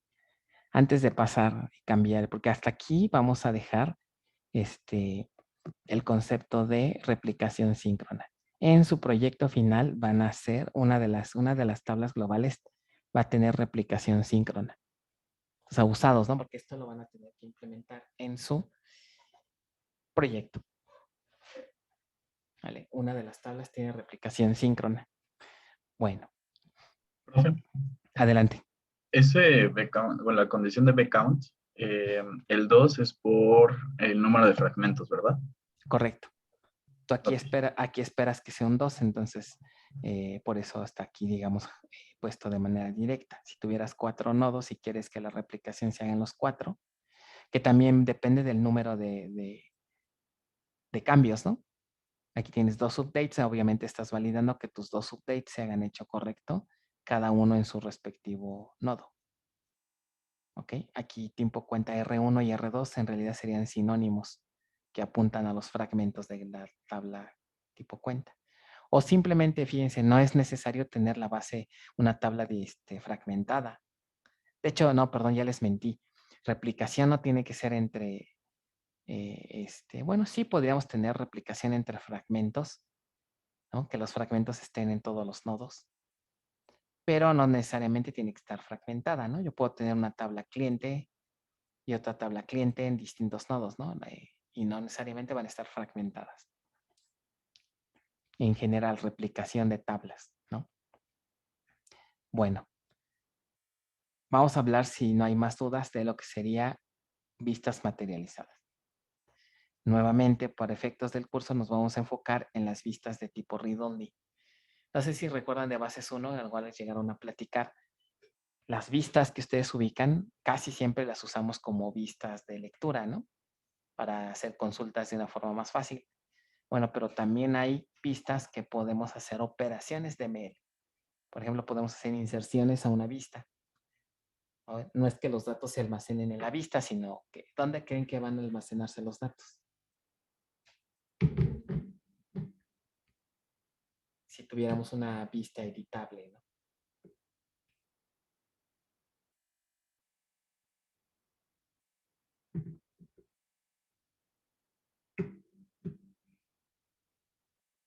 Imagínense que, bueno, sí inserir tu B-cliente, pero resulta que B-cliente es una vista de la tabla cliente. Si hacemos inserciones en B-cliente, esos datos en realidad, ¿dónde se van a almacenar?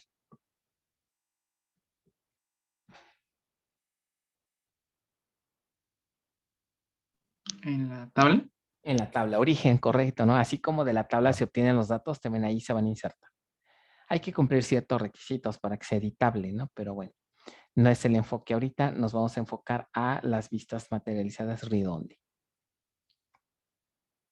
¿Ok? Bueno, ¿Qué es en sí? Entonces, ¿en qué consiste en sí la vista? Es una variante, podemos entenderlo como una variante de una vista que almacena datos. A diferencia de una vista común y corriente, la vista materializada, sí, en ella sí se almacenan los datos, o sea, genera espacio. A diferencia de una vista tradicional que no genera espacio, porque los datos los obtiene de tablas origen. Una vista materializada no, almacena datos. ¿Ok? Entonces, la vista puede contener una copia completa o parcial de una tabla ubicada en un servidor normalmente remoto.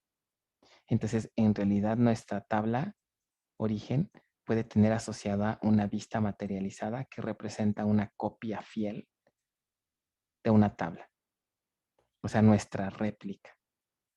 Y tiene la característica que si hacemos cambios aquí, de manera automática, el manejador nos va a sincronizarlo con la vista materializada, sin que tengamos que programar un trigger ni nada del estilo. ¿Ok? Esto es una vista, nos permite tener esa funcionalidad. ¿Vale? Después de hacer ciertas configuraciones, si hago un insert en esta tabla, ese insert se va a replicar hacia la otra vista. ¿Ok? Ahora, este es un tanto de manera síncrona, o sea, no estoy condicionado a que se hagan otros nodos, ¿no? ¿Ok? Pues no es tan estricta como la otra. Entonces, a la tabla que contenga una vista materializada se le llama master table. ¿Ok? Master table. ¿Ok? Bueno. Aplicaciones que desean hacer consultas pueden acceder a la vista materializada. Otra ventaja que tiene es que aquí lo podemos ver. Esta sería mi tabla master que contiene los datos. Y acá en el otro nodo está la vista materializada. La ventaja también que tiene esta técnica es que si yo hago una consulta a la vista materializada, las consultas son 100% locales. Inclusive este nodo puede estar abajo y yo sigo teniendo acceso a la vista materializada que contiene datos de esta base. ¿Sí lo ven? ¿No? Como los datos se almacenan aquí localmente, no me importa, ¿no? Si el nodo se cae, el nodo remoto no está, si hay problemas de red. Eso me permite que trabajar con mis propios datos. Es una copia en realidad. Ok, son consultas locales. Entonces es otra ventaja. ¿Vale? Bueno, entonces ahora viene el problema, ¿no? Bueno, ya tengo la copia, pero como siempre, ahora, ¿cómo la sincronizo? De tal manera que si hago una inserción aquí, se debe de reflejar acá. Si hago una actualización aquí, se debe reflejar acá. ¿Ok? Entonces, básicamente a ese concepto de hacer sincronización se le llama refresh. Es decir, aplicaciones pueden solicitar una operación de refresh manual para obtener los últimos cambios desde la última sincronización. ¿Ok? Estas operaciones de refresh pues, se pueden programar de manera automática y aquí es donde vemos que esto es asíncrono, ¿no?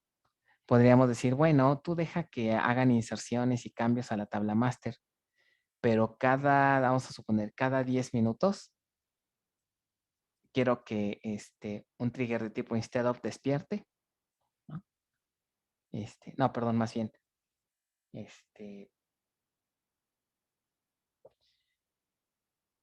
no es un trigger. Bueno, es internamente un trigger, pero no este tipo instead of, ¿no? Lo que ocurre es que quiero que periódicamente se estén sincronizando, entonces va a haber por ahí un trigger interno que va a estar checando qué cosa ha cambiado en la tabla master respecto a la vista y esos cambios son los que se van a estar aplicándose cada minuto dependiendo de la frecuencia que definamos. Entonces ahí es donde se ve que esto es asíncrono, ¿no? No estamos bloqueando a la tabla master, yo puedo seguir insertando las veces que yo quiera. Ok. Y sin importar si la vista materializada se está sincronizando o no, ¿vale? No depende una de la otra. No se bloquean más bien, ¿vale? Bueno, puedo inclusive también tener grupos de refresh, es decir, ¿qué pasa si tengo muchas tablas que quiero sincronizarse de manera simultánea? Puedo crear un grupo de refresh y decir, voy a hacer el refresh de las 3 de jalón para evitar inconsistencias, ¿no? Es decir, las vistas materializadas que pertenecen a un mismo grupo son sincronizadas al mismo tiempo y permite garantizar que haya consistencia.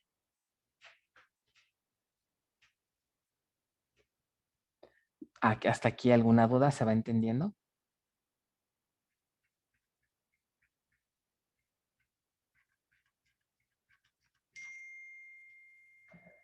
Ok. Ese silencio quiero asumirlo con no hay dudas, ¿verdad? Pero bueno. Yo le sigo entonces. Clasificación de las vistas materializadas con base a la columna de identificación, es decir, con base a la llave primaria. Otro concepto entonces que tenemos que entender es el siguiente.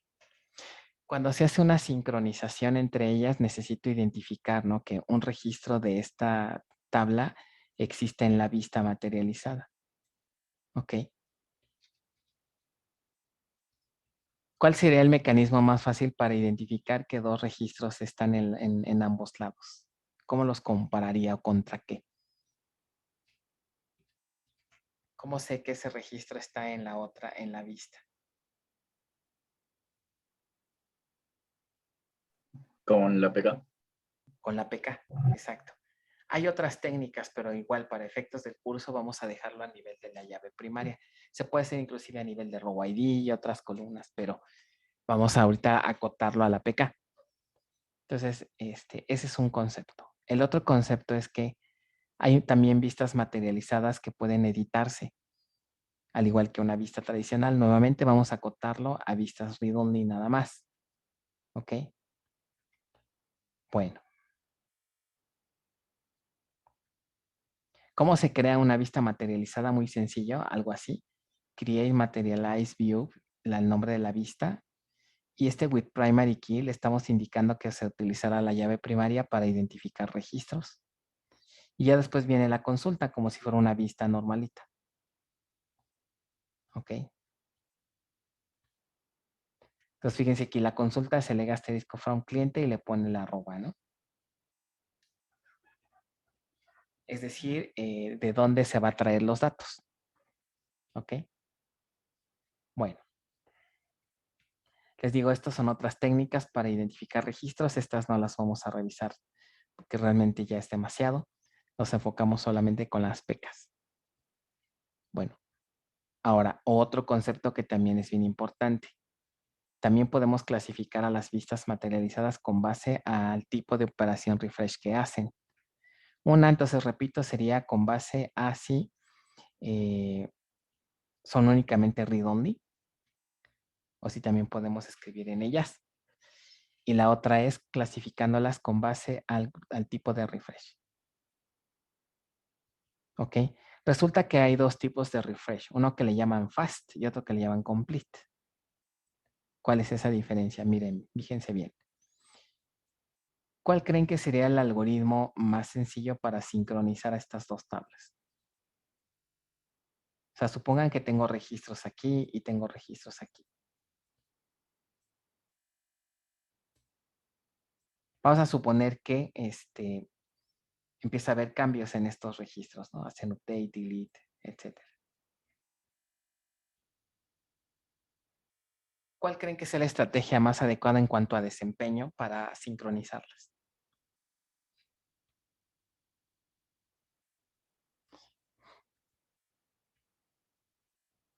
Considerando que sincronizar pues implica hacer accesos remotos, ¿no? Acceso remoto. ¿Qué se les ocurre hacer para sincronizar estas tablas y tratar de minimizar los accesos remotos? O también minimizar la cantidad de datos que vamos a enviar.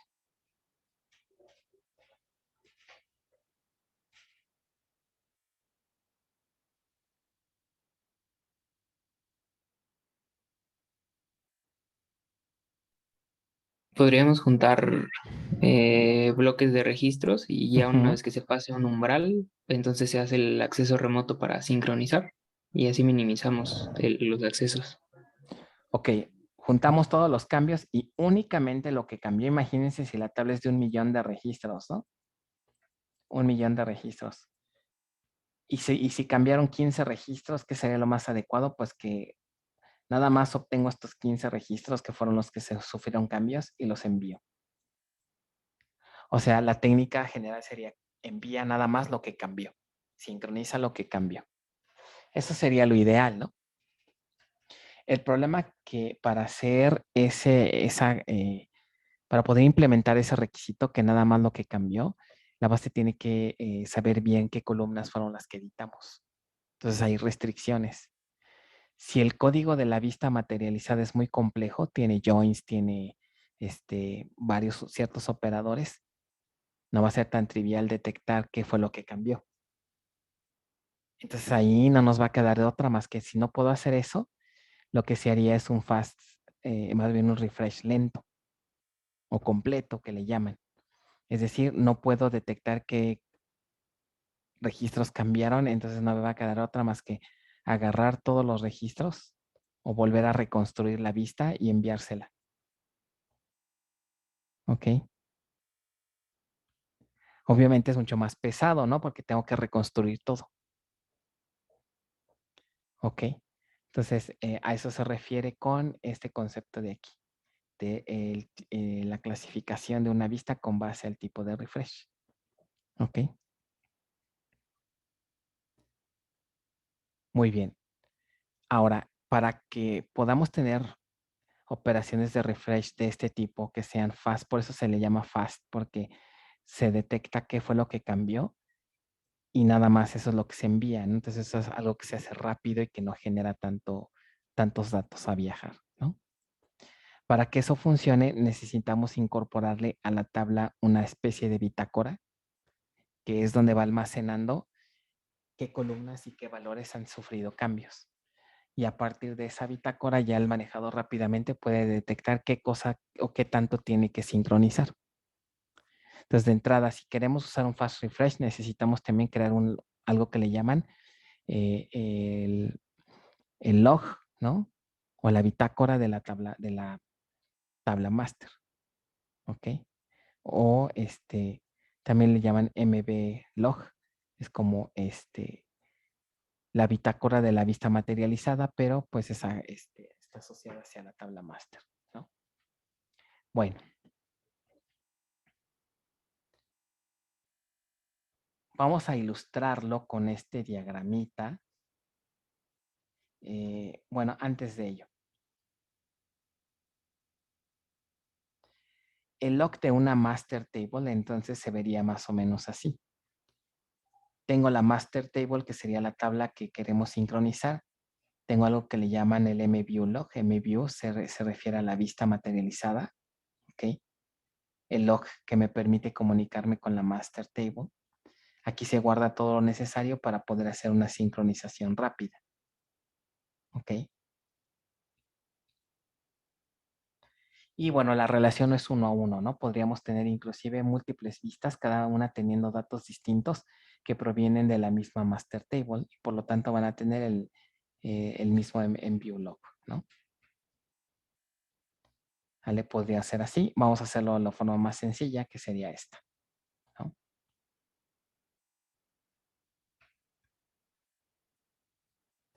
Ok.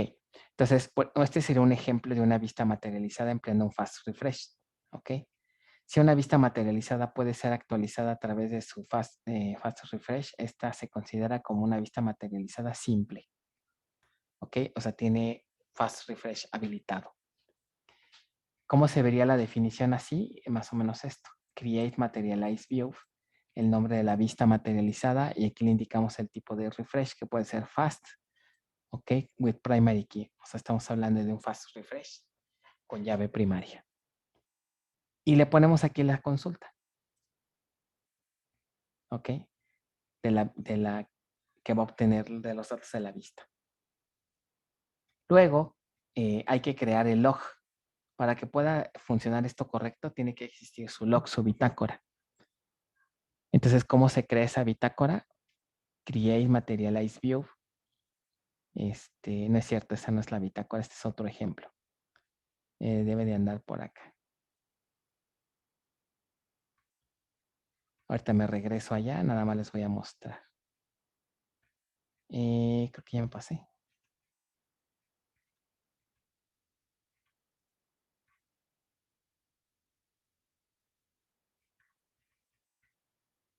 Aquí está. La sintaxis para crear un log de una master table sería create materialize view, log on, y aquí ponemos el nombre de la tabla master. ¿Ok? O sea, el log pueden verlo como una especie de repositorio de una cajita en donde hay un cambio y lo respaldo aquí. Hay otro cambio y lo respaldo aquí, ¿no? Que ahí viene otro, un delete, lo reflejo aquí. Entonces, digamos, este bonchecito de cambios es el que el manejador utiliza para determinar qué y qué cosas va a sincronizar, ¿no? Con la vista materializada. Para eso se sirve este famoso view block, ¿no? O en view block log. Ok. Ahora, un ejemplo de una vista que no es una vista materializada con un fast refresh es que si intentamos hacer consultas como esta. Nótese que aquí estoy haciendo un join entre dos tablas y no se puede. O sea, las consultas que se pueden hacer dentro de una vista materializada, si queremos que sea un fast refresh, están un tanto limitadas, ¿no? No podemos así hacer cualquier consulta. ¿A qué se debe esto? Básicamente porque entre más compleja sea la consulta, menos se complica más el identificador más bien se complica más identificar qué cosas hay que cambiar y de qué registros. ¿Ok? Entonces, si esto no es funcional, la única opción es crear una vista materializada compleja, que me permita cualquier operación SQL. ¿Ok? Muy bien.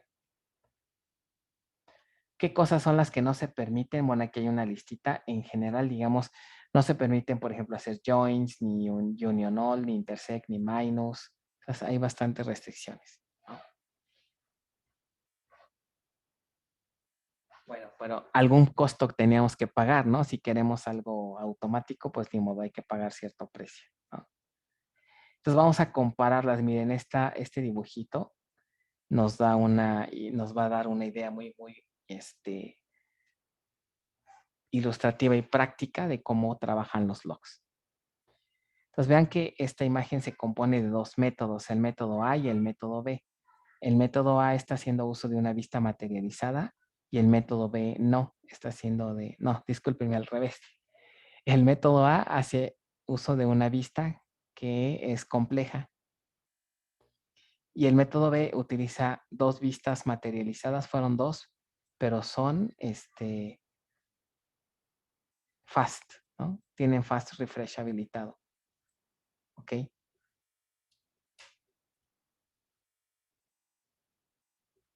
Resulta que hay escenarios, ¿no? Hay escenarios en donde una u otra opción pudiera ser válida, viable. Entonces aquí lo que quisiera que ustedes me ayudaran es a comprender un poquito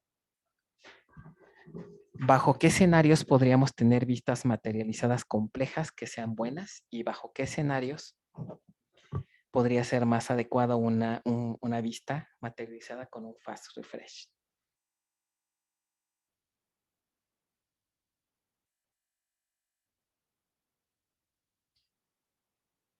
Bueno, para entender bien esto, nada más recordemos. ¿Qué pasa si yo tengo una tabla? Ok. Y su vista por aquí. Y resulta que es compleja, no tiene un fast refresh. ¿Qué pasa si esta tabla tiene 800,000 registros? Y todos los registros los vamos a sincronizar con su vista. ¿Qué pasaría si cambiamos nada más 100 registros? 100 registros. Como es una vista compleja, punto número 1, no vamos a poder hacerlo de forma automática. ¿Ok? Hacerlo de forma automática significa decirle al manejador cada 3 minutos, cada 2 minutos, cada cierto tiempo, vas a checar si tiene cambios el log de la tabla master. Si hay cambios, sincronízalo. Si no, pues no hay problema. Estamos al día. ¿Ok? Entonces, con un fast refresh se recuperan únicamente los registros que cambiaron y se sincronizan. Pero en una vista compleja no puedo hacer eso. Si se quiere volver a sincronizar, por ejemplo, esta vista materializada, si la queremos poner al día con la tabla original, lanzamos un refresh manual, pero va a ser completo. ¿Qué significa completo? Fíjense lo que va a pasar. El manejador le va a aplicar un truncate a la tabla. ¿Me recuerdan qué es truncate? A la tabla. Ya saben qué es truncate, ¿no? ¿Quién me dice? ¿Qué es aplicar un truncate a una tabla? O en este caso a una vista materializada, que el concepto es lo mismo. En cuanto a Borra los datos y Ajá. deja la estructura. Borra los datos y deja la estructura. ¿Y cuál se le es el equivalente con un delete from tabla, ¿no? Que en teoría se haría lo mismo, ¿no? Vacía la tabla. ¿Quién se acuerda la diferencia entre truncate y delete para vaciar una tabla?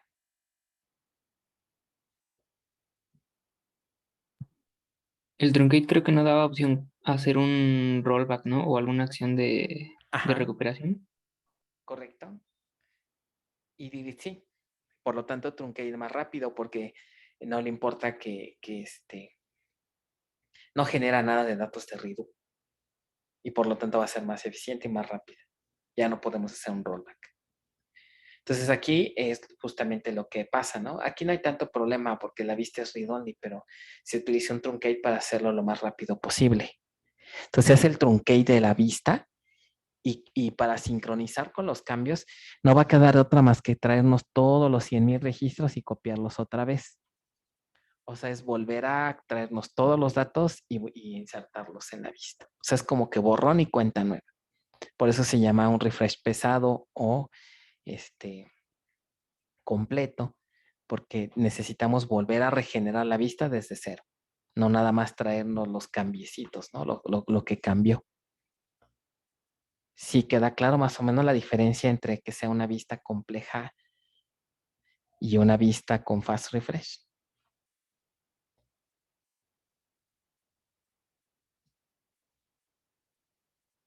Bueno, si eso es cierto, entonces ahora la pregunta sería, ¿bajo qué escenarios creen que puede ser una opción buena o ambas, qué escenarios podrían ser buenas?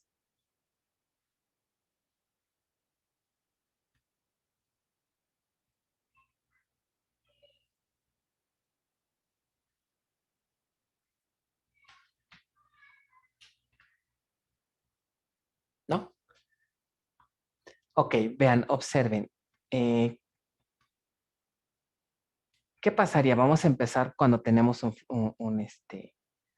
una sincronización completa, una vista completa. Ahí sería buena, por ejemplo, pues para tablas que no tienen tantos cambios, ¿no? Que es muy rara la vez que llegaran a cambiar las tablas, los datos de las tablas master.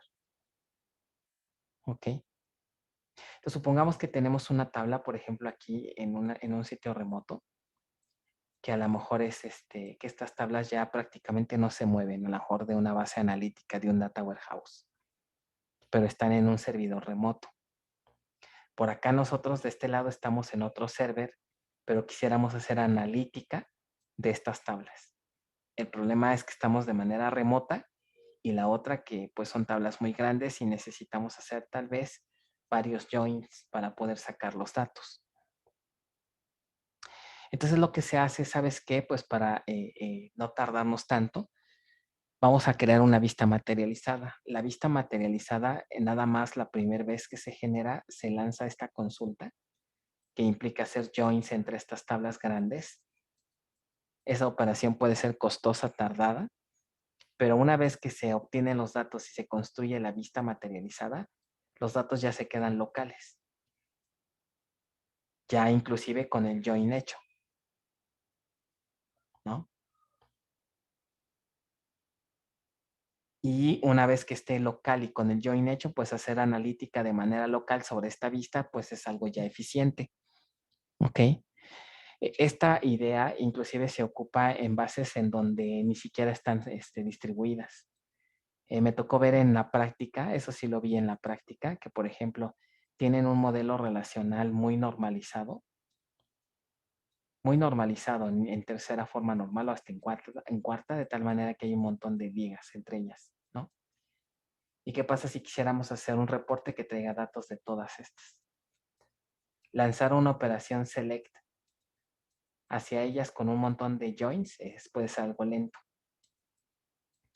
¿Y qué tal si ese join lo quieren hacer repetidas veces, ¿no? Para hacer análisis desde diferentes perspectivas, pero los joins los tienen que estar haciendo a cada rato. ¿No sería más fácil? ¿Qué les parece si mejor hacemos una especie de desnormalización?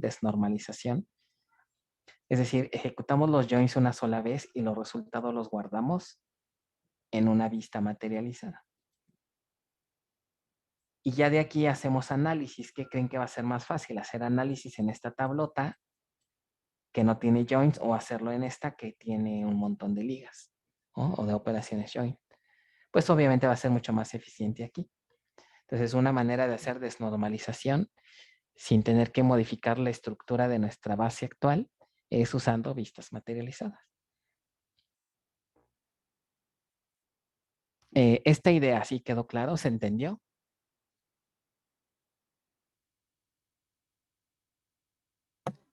Sí, Ok. Ahora ya para irnos, ya se nos acabó la clase.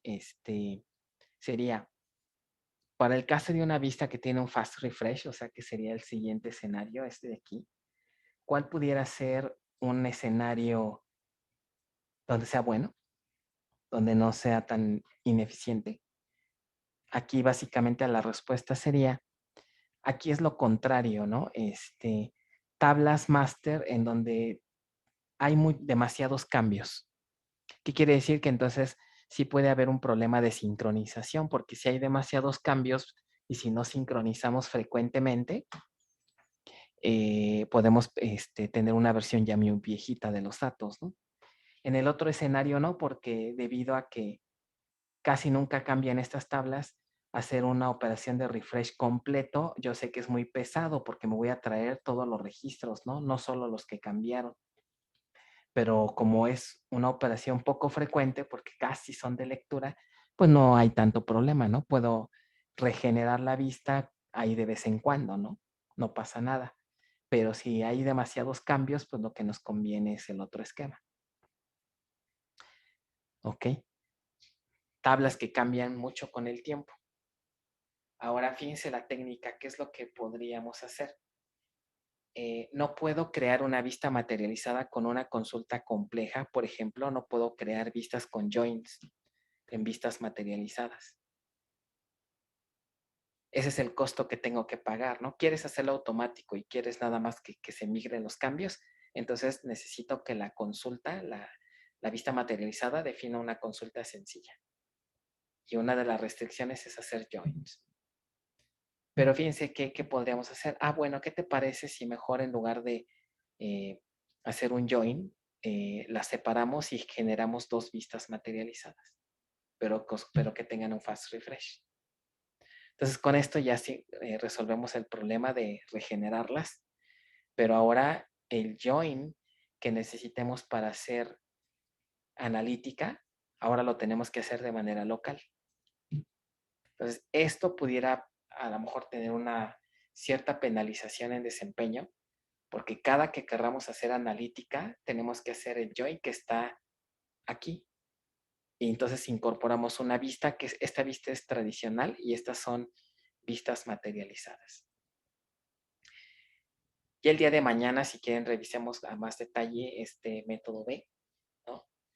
Pero ahorita nos quedemos con la idea de que el método B va a ser bueno cuando, número 1, tengamos tablas que cambian los datos con alta frecuencia. Necesitamos sincronizar a cada rato.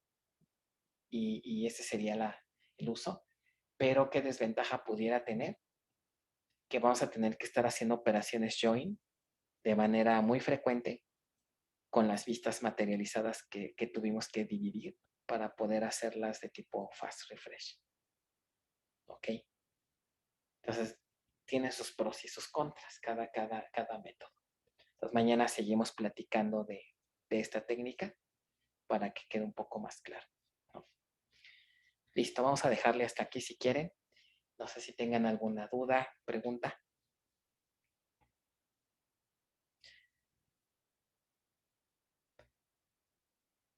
Muy bien, entonces cuídense, nos vemos mañana. Traten de repasar un poquito esto para que mañana, que es clase corta, lo podamos ver rápido.